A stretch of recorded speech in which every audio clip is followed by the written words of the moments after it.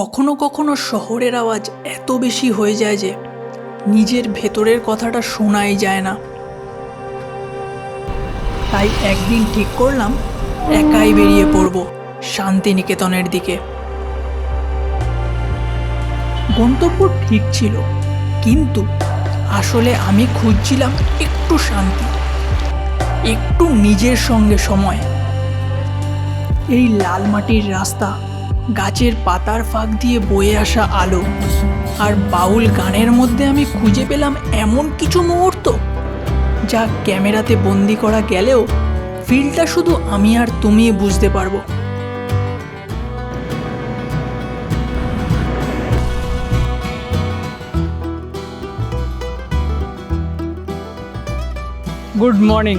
Good morning from আমার ভালোবাসার শহর পাটুলি। আজকে 25 জুলাই 2026 আর ঘড়ির কাটার সময় 5:16। ভিডিও শুরু সিনেম্যাটিক ইন্ট্রো দেখে তোমরা বুঝেই গিয়েছো যে আজকে আমাদের রাইডটা কোথায় হতে চলেছে। হ্যাঁ, তোমরা ঠিকই ধরেছো, আজকে আমাদের রাইডটা হতে চলেছে লাল মাটির দেশ তথা কবিগুরু রবীন্দ্রনাথ ঠাকুরের বাড়ি শান্তিনিকেতনের উদ্দেশ্যে। এটা কিন্তু একটা সোলো ট্রিপ না, এটা কিন্তু একজন মধ্যবিত্ত বাঙালির প্রতিদিনের একঘেয়েমি 9 to 5 জবের রুটিন থেকে বেরিয়ে এসে একটুকুনি শান্তি খোঁজার গল্প। এই ভিডিওতে রাস্তা কীরকম, অর্থাৎ কোন রাস্তা ধরে গেলে আমরা সঠিক সময় এবং তাড়াতাড়ি আমাদের গন্তব্যে পৌঁছাতে পারবো, তার সাথে বাজেট কীরকম, অর্থাৎ কত টাকা আমাদের খরচা হলো পেট্রোল বাবদ, আমাদের হোমস্টে এবং সমস্ত খাওয়া দাওয়ার, তার কিন্তু প্রত্যেকটা ডিটেলস আমি তুলে ধরার চেষ্টা করব। আর তার সাথে সোলো রাইডের ফিলটা কীরকম সেই এক্সপিরিয়েন্সটাও কিন্তু তোমাদের সাথে শেয়ার করব। তো ভিডিওটা খুবই ইনফরমেটিভ হতে চলেছে, খুবই রিলেটেবল হতে চলেছে, খুবই ডিটেল ওরিয়েন্টেড হতে চলেছে। ভিডিওটার সঙ্গে থাকো, আশা করছি ভালো লাগবে। চলো তবে শুরু করা যাক আজকের মাইল।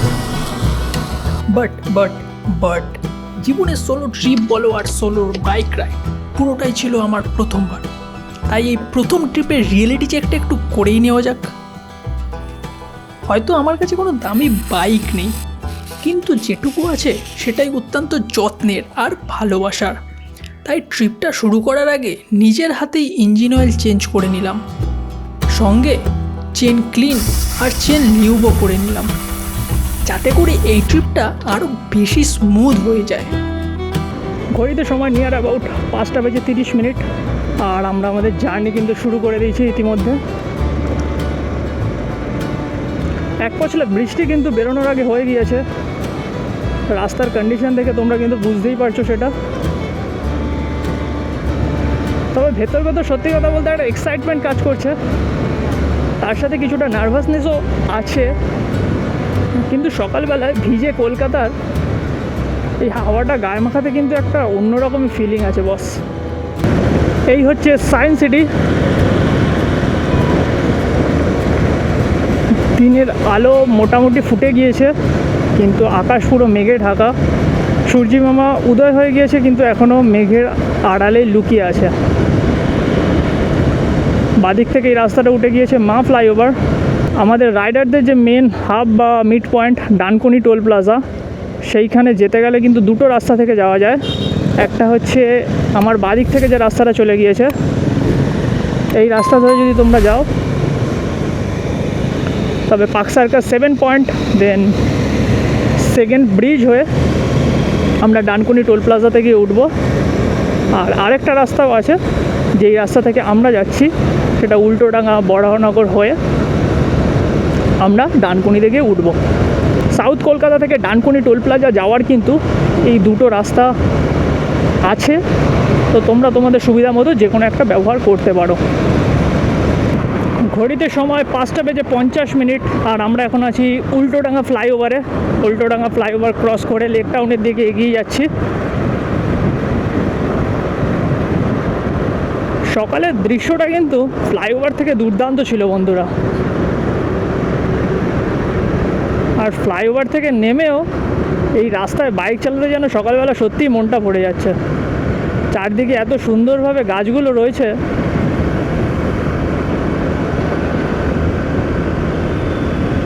এক অসাধারণ অনুভূতি। দু একজন মর্নিং ওয়াকেও বেরিয়েছে, কিছুজন এখনও ঘুমাচ্ছে।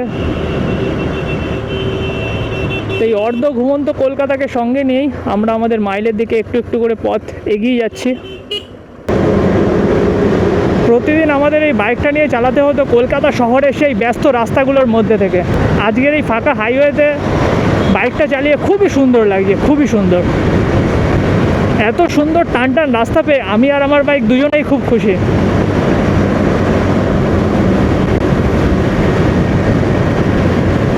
আজকের ট্রিপ সম্বন্ধে যদি একটু বলি, আমাদের বাড়ি থেকে টোটাল ডিস্টেন্স হচ্ছে শান্তিনিকেতনের 185 কিলোমিটার। এখনও পর্যন্ত আমরা 50 কিলোমিটার অবধি কভার করেছি, এখনও পেন্ডিং দেখাচ্ছে 136 কিলোমিটার, আর গুগল ম্যাপে সময় দেখাচ্ছে 2 ঘন্টা 30 মিনিট। একদম টান টান হাইওয়ে। এই রাস্তায় যতটা সম্ভব আমরা ট্রেনে চালানোর চেষ্টা করব।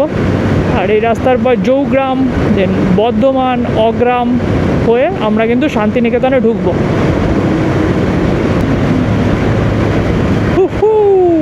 সোলো রাইডে বেরিয়ে কিন্তু চারপাশটা অন্য আরেকভাবে ফিল করা যায় বন্ধুরা।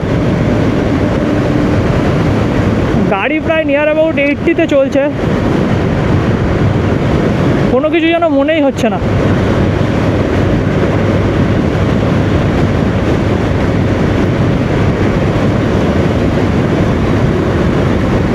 দারুণ লাগছে এই খোলা হাইওয়েতে গাড়িটা চালিয়ে।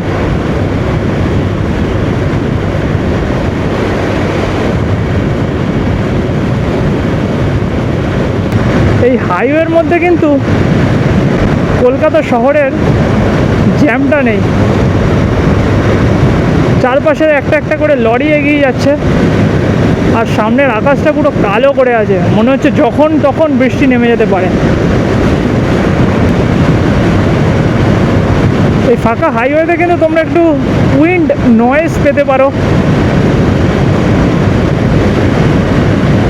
হয়তো অডিও কোয়ালিটিটা অতটা ভালোভাবে রেকর্ড হচ্ছে না, কারণ গাড়ি নিয়ার অ্যাবাউট 70-75 এরকম এতে চলছে। তো ফাঁকা হাইওয়ের হাওয়ার আওয়াজ কিন্তু একটা আসতে পারে।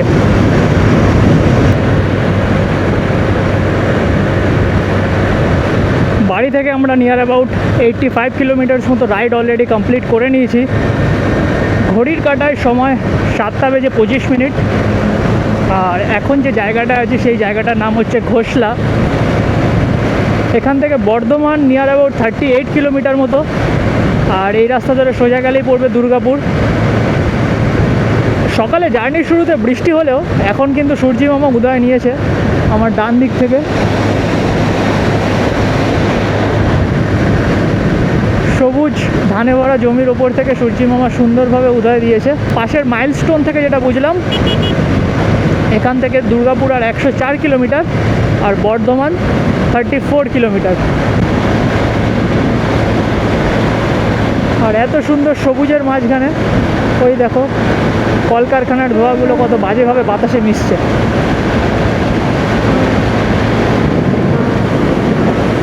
এইখানে কিন্তু আকাশে খুব একটা মেঘ নেই, খুব একটা ঘন মেঘ নেই বলবো, আকাশে কিন্তু নীলচে ছোঁয়া দেখা দিয়েছে। রাস্তাটা দূর পর্যন্ত হেঁটে গিয়েছে আকাশ আর মাটির মাঝখানে। চারপাশে ধান ভরা জমিতে যেন সবুজ ঢেউ খেলছে।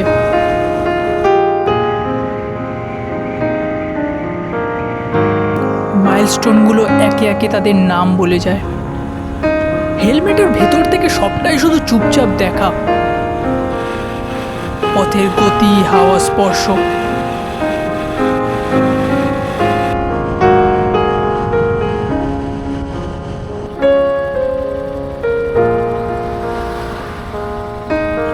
বর্ধমান পৌঁছে 1 কাপ গরম ভারে চা আর সাদামাটা ব্রেকফাস্ট। পড়ার মতো না, তবে চোখে দেখার মতো শান্ত বিরতি।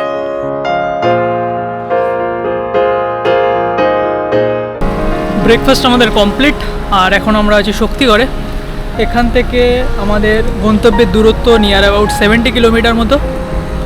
আর আজকের আকাশে কিন্তু মোটামুটি রোদের ঝলক দেখা দিয়েছে। শক্তিগড়ে তো রোদের ঝলক রয়েছে, এরকমটা লাগছে। ল্যাংচা জংশন এখানে এসেছি। এখানে ধোসা নিয়েছে তোমার 100 রুপিস, দই বড়া নিয়েছে 80 রুপিস। তো খাওয়া হয়ে গিয়েছে, এবার আমরা বেরোবো, চলো। এখন আমরা আছি বর্ধমানে, ঘড়ির কাঁটায় সকাল 9টা। শক্তিগড় থেকে ব্রেকফাস্ট সেরে আমরা আবার আমাদের গন্তব্যের দিকে রওনা দিয়েছি। গুগল ম্যাপ দেখাচ্ছে আমাদের যেতে সময় লাগবে 1 ঘন্টা 30 মিনিট, আর কিলোমিটার বাকি আছে 62।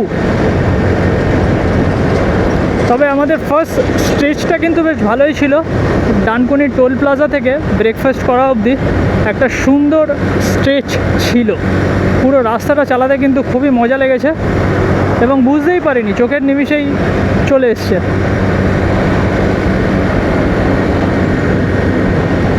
বেরোনোর সময় কিন্তু ওয়েদার ফোরকাস্ট দেখছিলাম, আমাদের কলকাতার ওয়েদার ফোরকাস্ট আর শান্তিনিকেতন দু জায়গারই কিন্তু ওয়েদার ফোরকাস্টে বলেছিল, মানে দেখাচ্ছিল লাইট রেন উইথ 40% পার্টিসিপেশনে বৃষ্টি দেখাচ্ছিল। বাট এদিকে কিন্তু এখন আকাশ অনেকটাই ক্লিয়ার হয়েছে। বেশ কিছুদিন পরে কিন্তু আমরা রৌদ্রের আলো দেখছি। কলকাতায় থাকাকালীনও বিগত 2-3 সপ্তাহ ধরে মনে হয় রোদ্দুর ঠিকভাবে ওঠেনি। চলো আরও কিছুটা পথ এগিয়ে নেওয়া যাক, তারপর আবার তোমাদের সাথে দেখা হচ্ছে। দারুণ লাগছে বন্ধুরা, রাস্তার প্রত্যেকটা মাইল, প্রত্যেকটা আশেপাশের গাছ, প্রত্যেকটা গাড়ি, বাইক, সব কিছুর সাথে যেন নিজেকে ফিল করতে পারছি। এরকম ফাঁকা হাইওয়েতে গাড়ি চালাতে কিন্তু একটা আলাদাই সুন্দর অনুভূতি। না চালাটা কিন্তু অনুভব তোমরা করতেই পারবে না। এগুলো কিন্তু বলে বোঝানো যায় না বন্ধুরা। খুবই এক্সাইটেড ছিলাম, একটু নার্ভাসনেসও ছিল, যেহেতু সোলো রাইড, প্রথম সোলো রাইড। কিন্তু আস্তে আস্তে একটু একটু করে মাইল অতিক্রম করছি, একটু একটু করে আমাদের গন্তব্যের দিকে এগোচ্ছি, আর ততই যেন গন্তব্যের প্রতি ভালোবাসাটা আরও বেড়ে যাচ্ছে।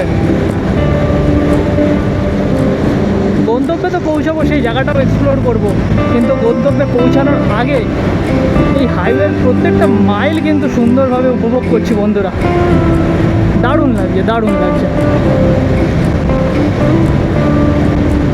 আচ্ছা, আমরা এতক্ষণ আসছিলাম NH-19 ওপর থেকে, আর NH-19 শক্তিগড় পেরোনো নবহাট বলে একটা জায়গা আছে, যার ওপর থেকে এই ফ্লাইওভারটা চলে গিয়েছে। আর এই নবহাটের মোড় থেকে আমরা বাদিক নিলাম। বাদিক নেওয়ার পর কিন্তু আমাদের সামনে এই বোলপুরের মাইলস্টোন চলে এসছে। এখান থেকে বোলপুর দেখাচ্ছে আর 50 কিলোমিটার, আর as per Google map 52 kilometre. চলো তবে যাওয়া যাক।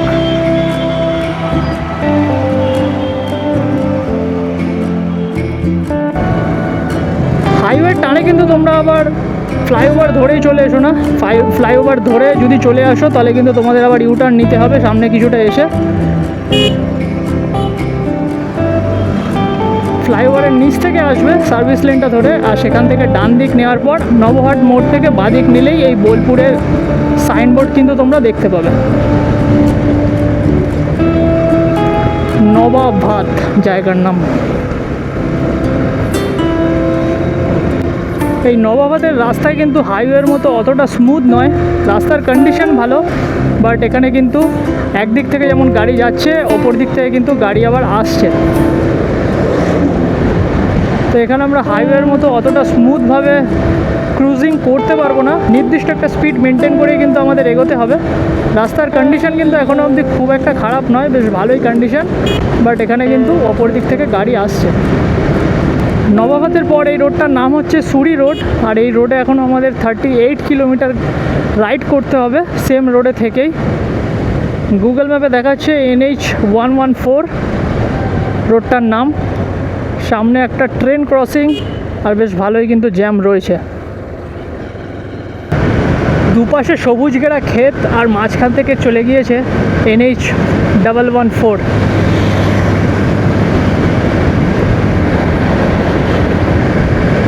এই রাস্তায় কিন্তু সেরকমভাবে কোনো দোকান নেই, তবে টুকটাক খাবারের দোকান তোমরা পেয়ে যাবে। আর এই রাস্তায় এন্টার করার সাথে সাথেই একটা জিনিস আমার নজর কেড়ে নিল, আশপাশের বাড়িঘরগুলো সেই পুরোনো দিনের মতো খড়, মাটি, টালি এইসব দিয়ে তৈরি। দালান বাড়িও রয়েছে ইটের তৈরি, বাট খুবই কম। ওই দেখা যায় বাঁদিকে খড়ের গোলা।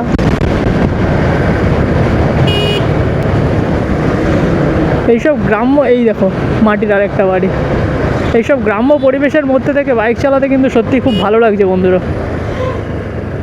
তবে মাঝখানে মাঝখানে এরকম কিছু বাম্পার টাইপের রয়েছে, যেগুলো একটু তোমরা দেখে চালিও, কারণ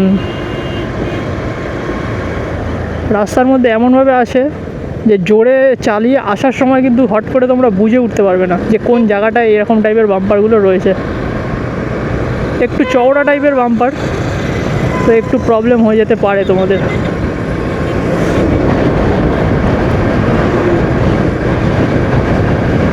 আর এই রাস্তাটা বেশি জোরে বাইক না চালানোই ভালো।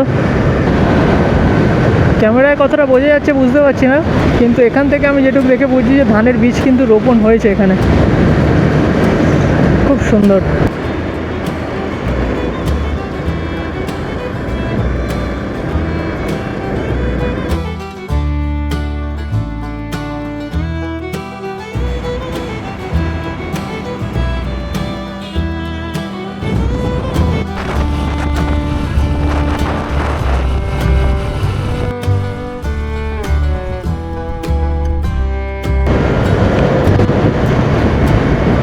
বোলপুর 24 কিলোমিটার, মোড়গ্রাম 105, নতুন হাট 22 কিলোমিটার, NH2B বা as per Google map NH114।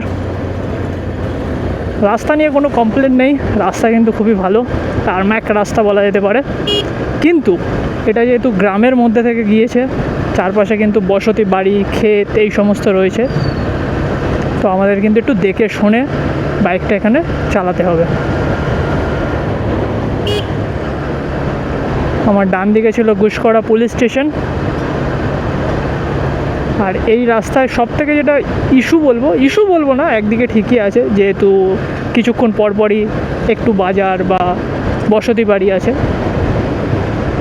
তো এখানে না কিছুক্ষণ পরপর তোমার রাস্তার মধ্যে বাম্পার আছে। বাম্পার ঠিক না, বেশ চওড়া চওড়া বোল্ডার মতো করে করা চওড়া বাম্পার বলা যেতে পারে। এই যেমন সামনে একটা আসছে, এই যে এইটা অনেকটা চওড়া, তো গাড়ির কোনো সেইভাবে ক্ষতি হবে না, তবে গাড়ি যদি অনেক স্পিডে থাকে না, একটা বাজেভাবে কিন্তু গাড়িটা লাফিয়ে ওঠে। তো এই জিনিসটা মাথায় রাখবে, এখানে চেষ্টা করবে গাড়ি একদম যতটা কন্ট্রোলে চালানোর ততটাই, কারণ আশেপাশে বসতি বাড়ি রয়েছে, ছেলে পুলে বাচ্চা। সিউড়ি 58 কিলোমিটার, বোলপুর আর মাত্র 23 কিলোমিটার, ঘড়ির কাঁটায় প্রায় 10টা বাজে। আর আমরা এখন আছি গুসকরাতে। গুসকরা থেকে কিন্তু বোলপুরের ডিস্টেন্স মাত্র 23 কিলোমিটার। গুসকরা স্কুল মোড়, এই রাস্তা থেকে বাদিকে একটা রাস্তা চলে গিয়েছে, বাট আমাদের ডেস্টিনেশনের জার্নিতে আজকের আমাদের সোজা রাস্তাটাই কিন্তু নিতে হবে।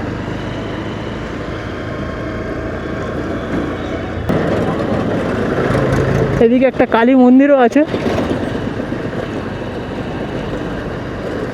গুসকরার পরে এই ব্রিজটা উঠতে গিয়েই ডান দিকে এই কালী মন্দির।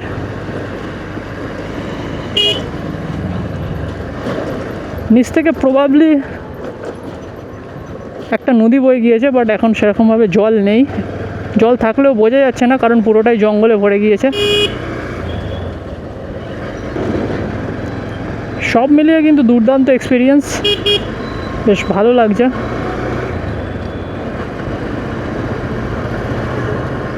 এখন অবধি আমরা রাস্তা কভার করেছি 160 কিলোমিটার, নিয়ার অ্যাবাউট 160 কিলোমিটারের বেশি কভার হয়েছে, আর 24 কিলোমিটার বাকি। 161 কিলোমিটার মতো রাস্তা কিন্তু কভার হয়ে গিয়েছে আমাদের। গাড়ি কিন্তু আমি এখন আস্তেই চালাচ্ছি, খুব একটা জোরে চালাচ্ছি না। জোরে চালালে হয়তো মিনিট 30-এর মধ্যে আমরা পৌঁছে যাব, বাট আমি চাইছি জায়গাটা একটু ফিল নিয়ে চলতে। বেশ ভালো লাগছে গাড়িটা চালিয়ে, চারপাশের পরিবেশটা উপভোগ করতে করতে একটা দুর্দান্ত এক্সপিরিয়েন্স।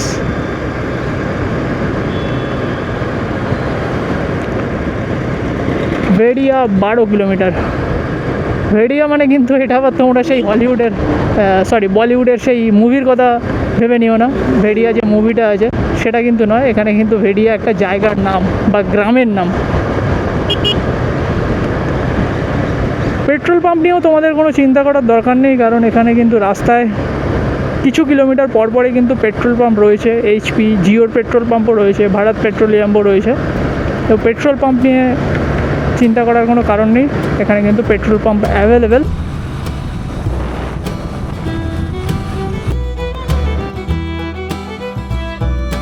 পুর 24 কিলোমিটার, মোড়গ্রাম 105, নতুন হাট 22 কিলোমিটার, বোলপুর 12 কিলোমিটার, ইসলামাবাজার 21, আর তারাপীঠ 70 কিলোমিটার। গুগল ম্যাপ তো হাইওয়ে ধরেই দেখাচ্ছে, তো চলো আমরা হাইওয়েটা ধরেই এগোই। পাশ থেকে একটা সার্ভিস লেনও গিয়েছে।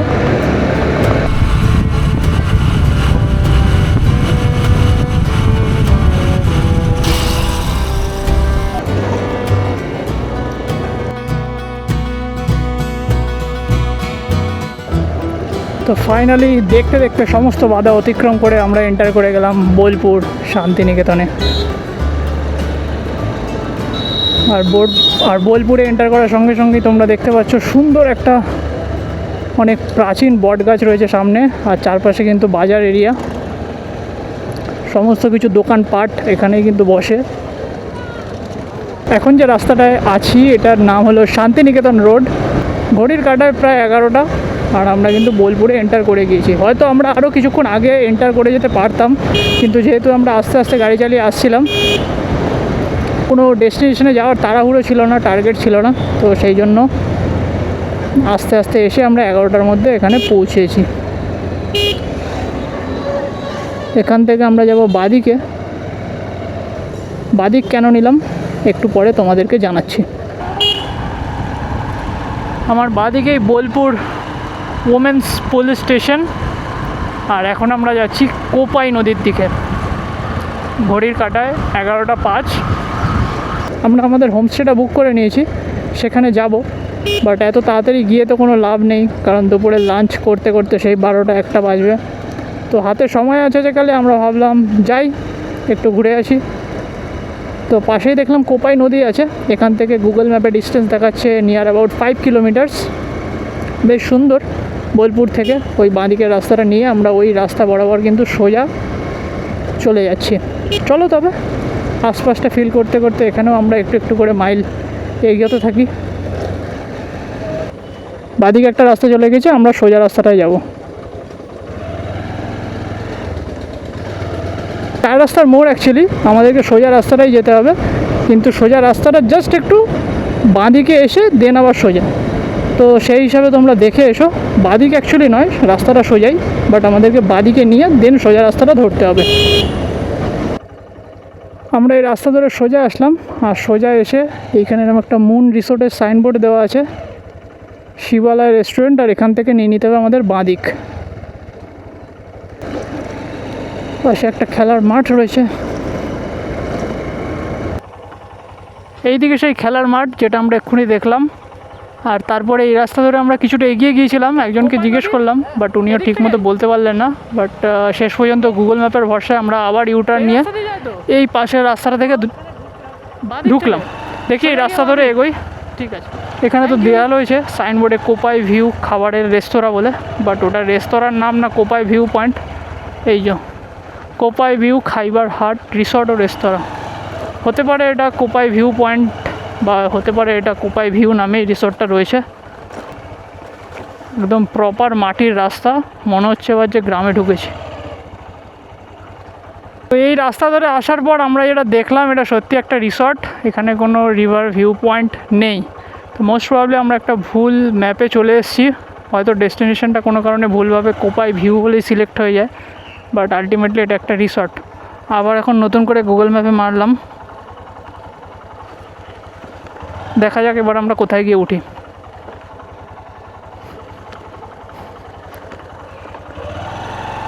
এই গ্রামের ভেতর এসেও কিন্তু আমরা রিয়েল অ্যাডভেঞ্চার করছি বন্ধুরা।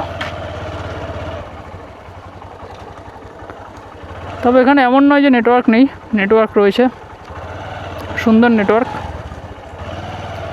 নেটওয়ার্ক, কোনো সমস্যাই নেই।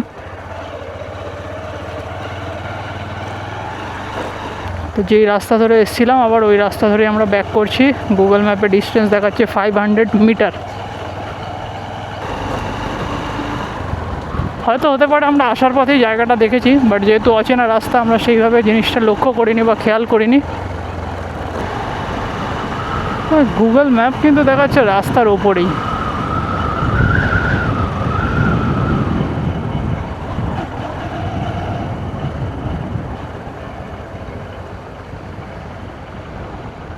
ये है हम लोग का কোপাই।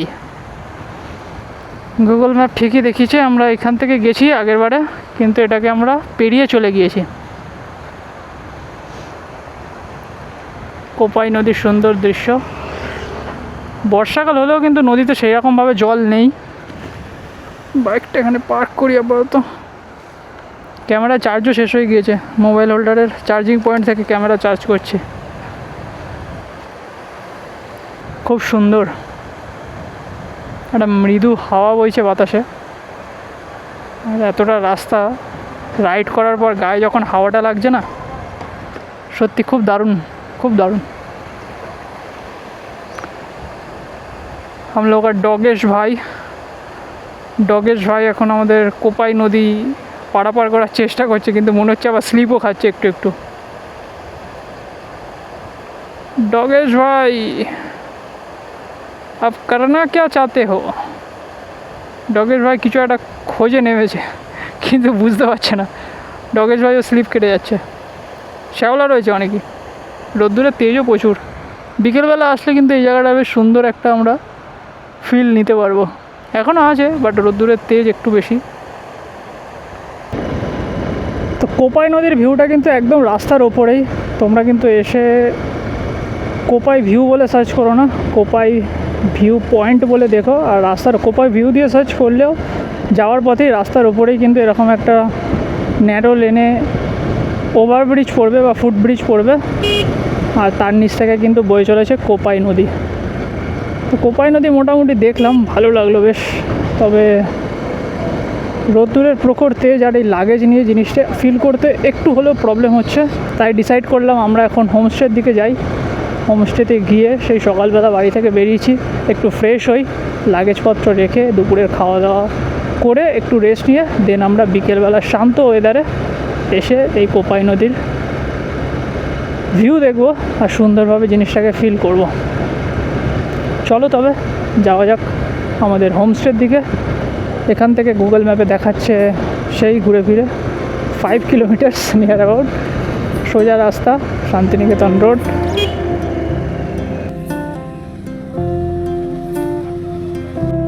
সময় এখন ঘড়িতে প্রায় 12টা 7 বাজে। রিসর্টের নাম হচ্ছে ছুটি হোমস্টে বা ছুটি হলিডে রিসর্ট, এই নামেই, এটাই এর ফুল নাম, ছুটি হলিডে রিসর্ট হোমস্টে। ওখানে হচ্ছে রিসেপশন, ওখানে আমাদের জাস্ট পেপার ওয়ার্কিংয়ের কাজগুলো হলো, নর্মাল বুকিংয়ের যা ছিল ডকুমেন্টস জমা নিল। আর এখানে আপাতত আমাদের বাইকটাকে পার্ক করে দিয়েছি। তো এখানে চেক ইন টাইম যেটা সেটা হচ্ছে 12:30। তো সমস্ত কাজ আমাদের মিটে গিয়েছে, তো যার জন্য ওয়েট করছি। আর মিনিট 15 পরেই আমরা আমাদের রুমে যেতে পারবো। আমাদের রুমটা কিন্তু খুবই ছিমছাম। এই জাস্ট এদের মেইন রোড, রিসেপশন থেকে চেক ইন করে আমরা এই সরু লাল পাথরের রাস্তা সুন্দর করে দেওয়া, দেখো এইখান থেকে এসে এই হচ্ছে আমাদের রুম। রুমের নামটাও কিন্তু খুবই ক্লাসিক্যাল, লেখন। Room number 12। দেওয়ালে সুন্দর লাল পাথরের কাজ করা রয়েছে, টালির চালের ঘর, নিচে অ্যালবেস্টারও রয়েছে, আর সামনে এত সুন্দর পাতাবাহার বা ঝাউবন। ছোট্ট একটা রুম, চিমচাম, ওপরে বেড়ার ফল সিলিং, একটা টেবিল ল্যাম্প রয়েছে, এখানে একটা টিভি আছে, একটা মিনি ফ্রিজ আছে। আর এসি রুম বলতে এখানে উইন্ডো এসিওয়ালা রুম দিয়েছে, এখানে কিন্তু প্রপার যেটা দেয়াল এসি সেটা কিন্তু নয়। খুব সুন্দর একটা বাথরুম, সুন্দর পাথরের কাজ করা, ট্রাভেলও দিয়েছে দিকে। এখন প্রায় 12:30 বাজে, আমরা চেক ইন করে নিয়েছি, ফ্রেশ হই, তারপর লাঞ্চে বেরোবো। দেখা হচ্ছে পরের মোমেন্টে। ঘড়িতে সময় দুপুর 1:30 আর আমরা চলে এসেছি লাঞ্চ করতে। এই হচ্ছে রাস্তার উপর আমাদের বাইক পার্ক করা আছে, এই হচ্ছে হোটেল। মহামায়া হোটেল 1950 সালে স্থাপিত, অনেক পুরনো হোটেল। এই হোটেলে সেরকমভাবে কোনো রিভিউ আমরা পাইনি, জাস্ট ম্যাপ দেখে মনে হলো, পছন্দ হলো, তাই জন্য চলে এসেছি। তার উল্টো দিকে আছে চন্দ্র সাপ্লায়ার্স, স্টেশনারি দোকান আছে, আর এদিকে উল্টো দিকে ডক্টর লাল প্যাপসের ল্যাবরেটরিও আছে। তো এটা ল্যান্ডমার্ক হিসাবে তোমরা ইউজ করতে পারো। হোটেলের প্রাইস খুবই কম বলবো না, মোটামুটি নমিনাল বলা যেতে পারে। তো তোমাদেরকে চলো হোটেলের ভেতরে যাই। আর আমরা অর্ডার করেছি আজকে ডিম ভাত, আর প্রাইস লিস্টটা তোমাদেরকে দেখিয়ে দিই। তার সাথে চিকেনও আছে, যদিও আলাদা করে নিয়েছি। চলো।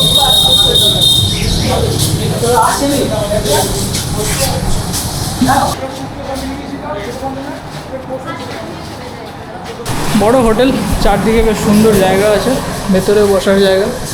ভেতরে বসেছি আমরা, আর এদিক থেকে সোজা আসলাম, এখানে ওয়াশরুম রয়েছে, এদিকে হাত ধোয়ার জায়গাও আছে। চলো আমরা হাত পা ধুয়ে চপাচাপ লাঞ্চ করে নিই। তো আমরা হাত ধুয়ে ভেতরে চলে এসেছি। এখানে কিন্তু লোকজনের প্রচুর ভিড়, আর যেটা লক্ষ্য করছি এখানের বিল্ডিংটা কিন্তু অত্যন্ত পুরনো দিনের, অর্থাৎ 1950-তে এস্টাবলিশ, যেটা আমরা বাইরে দেখালাম। লোকজন এখানে বসে আছে এবং দুপুর হলেই কিন্তু লোকের আনাগোনা এখানে অনেকাংশেই বেড়ে যায়। খাওয়ার রুমের ভেতরে কিন্তু প্রত্যেকটা টেবিল চেয়ার, প্রত্যেকটা বিল্ডিংয়ের কোনায় কিন্তু একটা নস্টালজিক ভাবমূর্তি লুকিয়ে আছে। তো শুরুতেই এখানে ডাল, পোস্ত, শুক্তো আর আলু ভাজা দিয়ে দিয়েছে। আমরা খাবার শুরু করি, আস্তে আস্তে দিয়ে যাবে। আমাদের ডিম আছে, তার সাথে চিকেন আছে। আর এখানের খাবার কিন্তু পুরোটাই আনলিমিটেড বলা যেতে পারে, অর্থাৎ ডিম আর চিকেন বাদে তোমার ভাত, ডাল, সবজি, শুক্তো, পোস্ত যা লাগবে সমস্ত কিছু চেয়ে কিন্তু নেওয়া যাবে, কোনো চাপ নেই। ঘড়িতে সময় 2:30, আর আমরা এখন আবার সেই ফিরে এসেছি শান্তিনিকেতন রোডের ওপর। এখন আমাদের প্ল্যান অনুযায়ী হোমস্টেতে ব্যাক করার কথা ছিল, তারপর কি মনে হলো যে না যাই, একটা রাজবাড়ি দেখছিলাম আর কি, খেতে বসেই রিলস কল করতে করতে চোখে আসলো। তো মনে করলাম যাই, ওখান থেকেও ঘুরে আসা যায়। তবে সোলো রাইডে কিন্তু এটাই মজা, যখন যেরকম যেখানে চাই আমরা কিন্তু চাইলেই বেরিয়ে যেতে পারি। তো এই রাজবাড়ির রাস্তা আমাদের হোটেল থেকে দেখাচ্ছিল 4 কিলোমিটার মতো। আমরা 2 কিলোমিটার রাস্তা অলরেডি চলে এসেছি, এখন নিয়ার অ্যাবাউট 2.2 কিলোমিটার বাকি রয়েছে। সময় দেখাচ্ছে 6 মিনিট। থেকে আমরা এসেছিলাম, ডান দিকের রাস্তাটা চলে গেছে শ্রীকামপুর রোড, আর আমাদেরকে নিতে হবে এখন এই বাঁ দিকের রাস্তাটা। অবশেষে এই ছোট্ট মাইল শেষ করে চলে আসলাম সুরুলের রাজবাড়ি। পুরনো প্রত্যেকটি পিলারের মধ্যে রয়েছে লুকোনো ইতিহাস, আর প্রতিটি জানলায় ধরে আছে সময়ের কাহিনী। রাজা জমিদারদের এই সমস্ত ঘরবাড়ি হার মানাবে বর্তমান আর্কিটেকচারকেও। এখানে জনপ্রতি টিকিট ছিল 10 টাকা। তো জমিদার বাড়ি দেখে আমরা আরেকটা ভিউ পয়েন্টে যাচ্ছি। আরেকটা ভিউ পয়েন্ট বলছি, সবসময় পাহাড়ের চিন্তাভাবনাগুলোই মাথার ভেতর যেন করে। আর একটা সাইট সিনে যাচ্ছি, যেটার নাম হচ্ছে রবীন্দ্রভারতী মিউজিয়াম। এটাও আমাদের হোমস্টের পথেই। এই আমাদের হোমস্টের রাস্তা চলে গেল ডান দিকে, আর এদিকেই কোনো একটা জায়গায় হবে। গুগল ম্যাপে দেখাচ্ছে 2.1 কিলোমিটার, 5 মিনিটের রাস্তা। একদম সোজাই, একদম সোজা গিয়ে রাস্তার উপরেই পড়বে। সময় এখন ঘড়িতে 3:20 সুরুলের বাড়ি দেখা শেষ করে রাস্তার পাশের এই সুন্দর হাঁসের দল দেখতে দেখতে চলে আসলাম ছাতিমতলায়।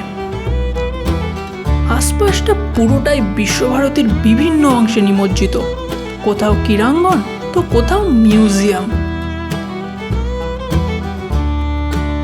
এপাশে নাট্য ভবন তো ওপাশে সঙ্গীত ভবন। এখানে আসার পর প্রতি কোণে যেন মিশে আছে গ্রামের আড্ডার ঘ্রাণ, যা নিজের পায়ে হেঁটে চলার সময় বেশ ভালোভাবেই উপলব্ধ করছিলাম। সমস্তটা দেখার পর ফিরে আসলাম আমাদের শান্ত রিসর্টে একটু বিশ্রামের খোঁজে। আর তারপর ঘড়িতে সময় রাত্রি 10টা, আর আমরা ডিনার সেরে এখন আমাদের ঘরে বসে আছি। বিকেলে তোমাদের সাথে ঘুরিয়ে দেখালাম আমাদের শান্তিনিকেতনের বিভিন্ন ছোট ছোট জায়গাগুলো, বিশ্বভারতীর ক্রীড়া প্রাঙ্গণ এবং বিশ্বভারতীর আরও যে সমস্ত জায়গাগুলো ছিল সব কিছুই তোমাদেরকে ঘুরে দেখালাম। এবং তারপরে বাড়িতে এসে মানে আমাদের হোমস্টেতে এসে ফ্রেশ হয়ে আমরা শুয়ে গিয়েছিলাম, শরীরটা একটু টায়ার্ড ছিল। বিকেলে আর সেরকমভাবে কোথাও বেরোয়নি, সন্ধ্যেতেও সেরকমভাবে বেরোনো হয়নি এবং শরীরটা এতটাই টায়ার্ড ছিল যে আর ভালো লাগছিল না কিছু।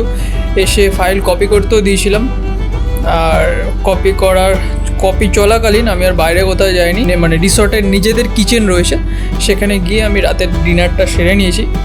রাতের ডিনারে করেছি চিকেন আর রুটি।